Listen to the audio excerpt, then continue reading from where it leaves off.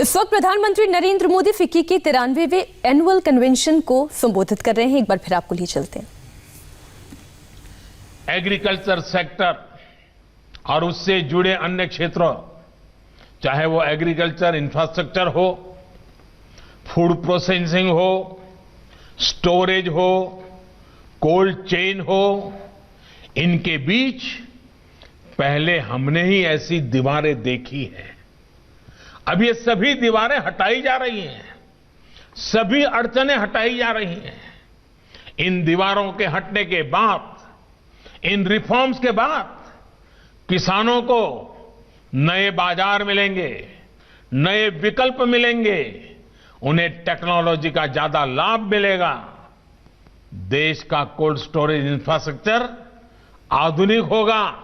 इन सब से कृषि क्षेत्र में ज्यादा निवेश होगा और इन सबका सबसे ज्यादा फायदा अगर किसी को होने वाला है तो मेरे देश के किसान को होने वाला है, जो छोटे छोटे जमीन के टुकड़ों पर जिंदगी पालता है। उस किसान का भला होने वाला है। हमारे देश की अर्थव्यवस्था को अलग अलग सेक्टर्स में दीवारें नहीं, ज्यादा से ज्यादा ब्रिजेज चाहिए ताकि वो एक दूसरे का सपोर्ट कर सके। साथियों, बीते वर्षों में इन दीवारों को तोड़ने के लिए कैसे एक प्लान और इंटीग्रेटेड अप्रोच के साथ रिफॉर्म किए गए हैं, इसका एक बेहतरीन उदाहरण है। देश के करोड़ों लोगों का फाइनेंशियल इंक्लूजन अब हम बैंकिंग इंक्लूजन के से मोस्ट इंक्लूसिव देशों में शामिल हो गए हैं। आप भी इस बात के गवाह रहे हैं कि तमाम अवरोधों को दूर करते हुए भारत में किस तरह आधार को संवैधानिक संरक्षण दिया गया। हमने अनबैंक को बैंकों से जोड़ा, सस्ता मोबाइल डेटा, सस्ते फोन उपलब्ध कराकर गरीब से गरीब को कनेक्ट किया। तब जाकर जनधन खाते, आधार और मोबाइल JAM की ट्रिनिटी देश को प्राप्त हुई।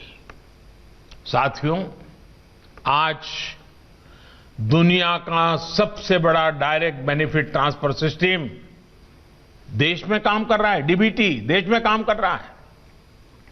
अभी आपने भी एक इंटरनेशनल जर्नल की वो रिपोर्ट पढ़ी होगी जिसमें भारत में बनाई गई इस व्यवस्था की भूरी भूरी प्रशंसा की गई है।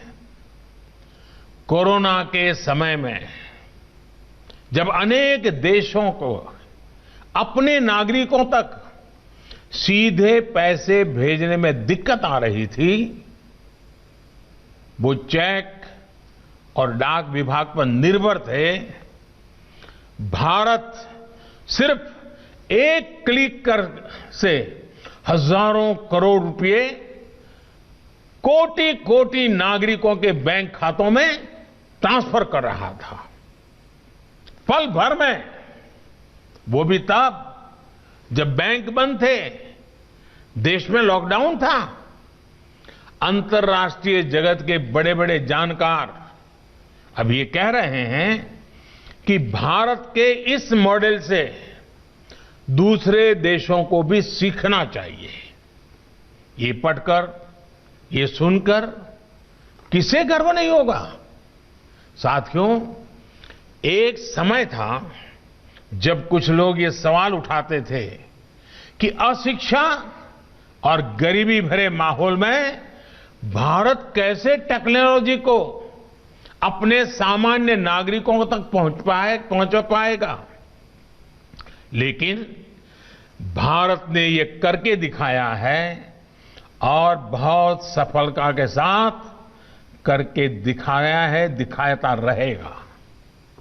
आज अकेले UPI प्लेटफॉर्म पर ही हर महीने करीब करीब 4 लाख करोड़ रुपए का ट्रांजैक्शन हो रहा है। 4 लाख करोड़ रुपए का ट्रांजैक्शन, और हर महीने नए रिकॉर्ड बन रहे हैं। आज गांव देहात में भी छोटे छोटे रेहड़ी ठेलों पर भी आज डिजिटल पेमेंट संभव हो रहा है। भारत के उद्योग जगत को देश की इस ताकत को समझते हुए आगे बढ़ना है। साथियों, हम जैसा गांव और छोटे शहरों का माहौल टीवी या फिल्मों में देखते हुए बड़े हुए हैं, उससे इनके बारे में एक अलग धारणा बनना स्वाभाविक है। शहरों और गांवों के बीच फिजिकल दूरी कभी उतनी नहीं रही जितनी दूरी पर्सपेक्टिव को लेकर रही है। कुछ लोगों के लिए गांव का मतलब ऐसी जगह रहा है जहां आना जाना मुश्किल हो, जहां बहुत कम सुविधाएं हो, बहुत कम विकास हुआ हो, पिछड़ापन ही पिछड़ापन पड़ा हुआ है। लेकिन अगर आप आज रूरल या सेमी रूरल इलाकों में जाएंगे तो आपको एकदम अलग दृश्य मिलेगा। एक और छोटे से ब्रेक के लिए हमें रुकना होगा, फौरन लौटेंगे इसी संबोधन में।